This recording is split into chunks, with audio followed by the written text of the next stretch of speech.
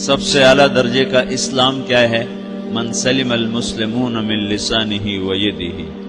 زندگی میں یہ طے کر لو، کوئی کتنا ہی تمہیں دکھ پہنچائے، کوئی کتنا ہی تمہاری بےعزتی کرے، چپ ہو جاؤ، سہ جاؤ۔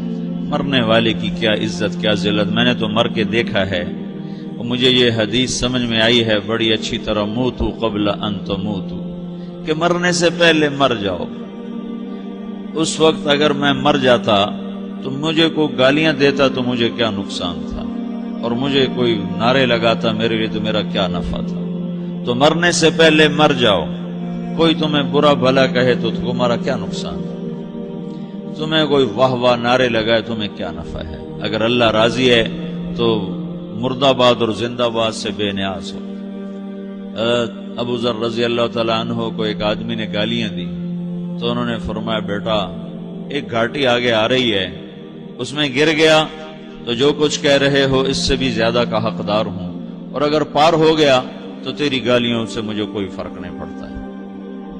من سلم المسلمون من لسانہ و یدہ موتوا قبل ان تموتوا۔ چونکہ آج کل اخلاق ہیں انتقامی، معاف کرنے والے اخلاق ہیں نہیں، انتقامی اخلاق ہیں۔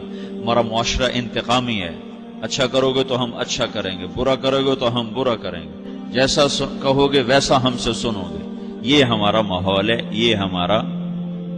ایک ماں کہہ رہی تھی دوسری ماں کو، میرے پترا کدی کسی نے واسطے سلام نہیں کیتا، بڑے فخر سے کہہ رہی ہے، ہمارے اپنے گاؤں کی بات۔ میرے پترا کدی نہیں کسی نے واسطے سلام کیتا، مائی جڑا کرے انہوں کریں دیں، جڑا نہ کرے انہوں پوچھ دے ہی کوئی نہیں۔ یہ وہ فخر سے کہہ رہی۔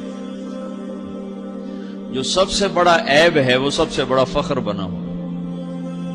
میرے پترا کدی نہیں کسی نے واسطے سلام کیتا۔ جب ماں باپ نے یہ سبق دیا تو اولاد کا کیا قصور ہے؟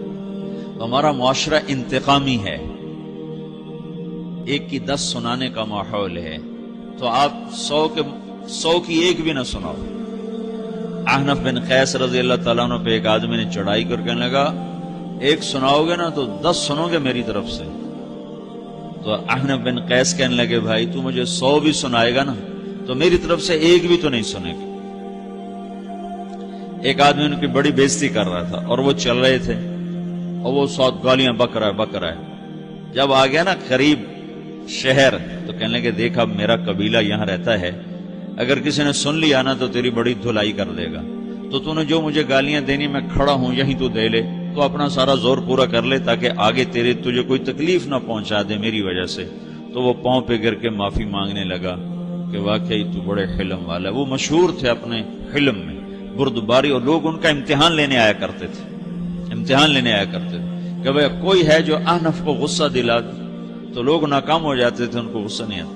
ایسے ایک عرب سردار گزرا، معن بن زائدہ، وہ بھی اپنے حلم میں بڑے مشہور تھے۔ ایک دفعہ لوگوں میں شرط لگ گئی کہ کوئی ہے معن بن زائدہ کو غصہ دلائے تو ہم اس کو انعام دیں گے۔ تو ایک شاعر نے کہا، میں غصہ دلاتا ہوں، تم دیکھنا ایسے سیخ پا ہو جائے گا جیسے جانور۔ تو وہ چلا گیا اس کی مجلس میں، دربار لگا، عرب سردار تھا بہت بڑا، دربار لگا ہوا، تو کہتا السلام علیکم، وعلیکم السلام۔ تو معن بن زائدہ پر ایک دور بڑے فقر کا گزرا تھا، پھر اللہ نے اس کو بہت بڑی سرداری دی، بنو عباس کا بہت بڑا یہ وزیر گورنر تھا۔ تو کہتا اتذکر اذ لحافک جلد شاۃ واذ نعلاک من جلد البعیر، کیوں بھائی تجھے یاد ہے جب تیرا بستر بکری کی کھال تھا اور تیرے جوتے اونٹ کی کھال کے تھے؟ تو کہنے لگا کیوں نہیں یاد، بھلا کوئی ماضی بھی بھولتا ہے؟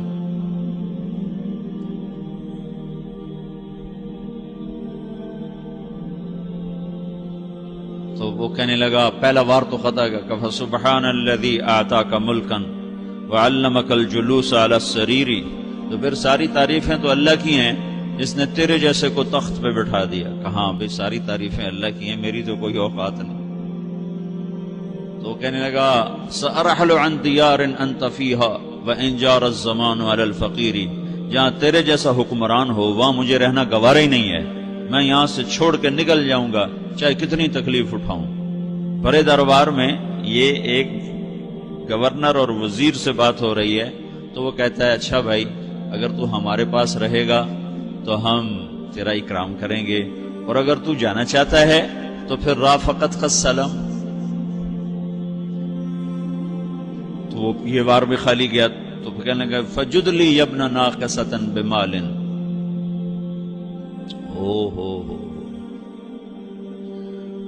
او گندی ماں کے بیٹے مجھے کچھ عطا بھی کر، میں بغیر پیسے کے سفر کیسے کروں گا؟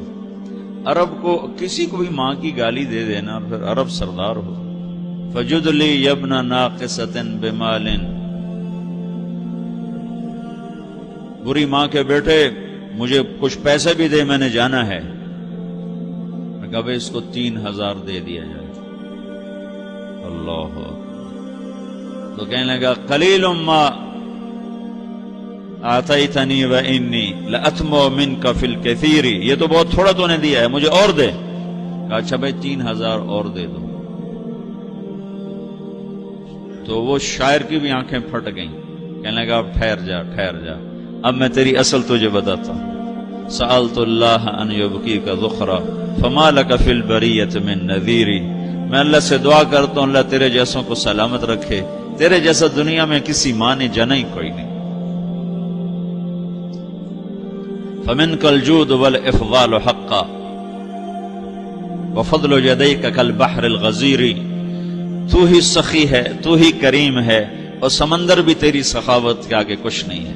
تو نے کہا اچھا بھائی تو نے ہماری برائی کی، ہم نے تمہیں 6000 دیے، اب تو نے ہماری تعریف کی، اب 10,000 اور دے دو اس کو۔ باتیں ہی رہ گئیں، باتیں ہی رہ گئیں۔ کہاں سے لائیں ایسے لوگ؟ ہمارا معاشرہ انتقامی ہے، بدلہ لینے کا ہے، بدلہ لینے کا۔ تو میرے ساتھ کیا میں نے بھی کرنا ہے۔ تو اعلیٰ درجے کا اسلام یہ سکھا رہا نہیں چپ ہو جاؤ، سلام مت بن جاؤ، سلامتی بن جاؤ، سلامتی کی علامت بن جاؤ۔ من سلم المسلمون من لسانہ ویدہ۔ اب وہ سوال کرتا ہے یا رسول اللہ ای الایمان افضل، سب سے اعلیٰ درجے کا ایمان کیا ہے؟ اسلام کیا ہے؟ کلمہ، نماز، روزہ، حج، زکات۔ اعلیٰ درجے کا اسلام کیا ہے؟ من سلم المسلمون من لسانہ ویدہ۔ یہ اخلاق کا ادنا درجہ ہے، ادنا درجہ ہے۔ ادنا درجے پر پہنچ کر آپ اسلام میں اعلیٰ درجے پر آ سکتے ہیں۔ وہ سوال کرتا ہے ایمان کیا ہے؟ تو آپ نے کہا اللہ پر، فرشتوں پر، کتابوں پر، رسولوں پر، موت کے بعد کی زندگی پر، تقدیر پر۔ اب ایک اور سائل سوال کرتا ہے ای الایمان افضل، سب سے اعلیٰ درجے کا ایمان کیا ہے؟ تو آپ نے فرمایا حسن الاخلاق، اچھے اخلاق سب سے اعلیٰ درجے کا ایمان ہے۔ جو آدمی اسلام میں، جو آدمی اخلاق میں، جو مرد عورت اخلاق میں ادنا درجے پر ہوتا ہے وہ اسلام میں اعلیٰ درجے پر پہنچتا ہے۔ اب اگر وہ اخلاق میں اعلیٰ درجے پر آ جائے تو اب یہ کہاں پہنچے گا؟ اب یہ کہاں پہنچے گا؟ میرا نبی کہہ رہا ہے سب سے اعلیٰ درجے کا ایمان ہے حسن اخلاق، حسن اخلاق۔ ابو ہریرہ نے پوچھا یا رسول اللہ وما حسن الاخلاق، یہ بھی ایک اور حدیث ہے، یا رسول اللہ حسن اخلاق کیا چیز ہے؟ تو آپ نے 3 چیزیں فرمائی، تصل من قطعک وتعطی من حرمک وتعفو عمن ظلمک، جو تم سے توڑے نہ تم اس سے جوڑو، نہیں کرتا سلام نہ کریں، کوئی ہم چھوٹے باپ کے ہیں، ہم تو کبھی بھی نہ کریں، ہم تو کبھی بھی نہ منہ تھوکیں بھی نہیں، ہم تو میرا نبی کہہ رہا ہے جو توڑے تم اس سے جوڑو،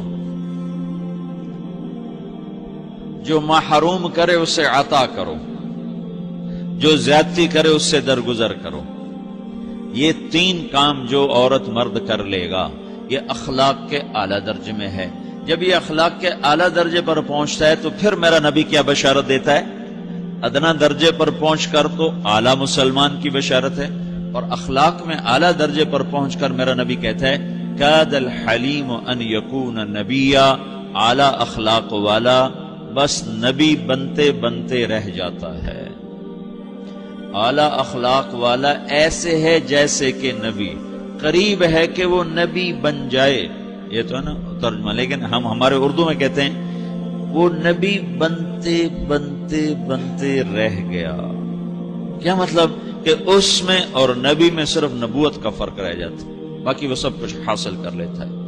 تو یہ سارے دین کا میں نے آپ کو خلاصہ بتایا ہے کہ میری آپ کی ضرورت ہے کہ میرا اسلام اعلیٰ درجے کا ہو، من سلم المسلمون من لسانہ و یدہ، میرا ایمان اعلیٰ درجے کا ہو،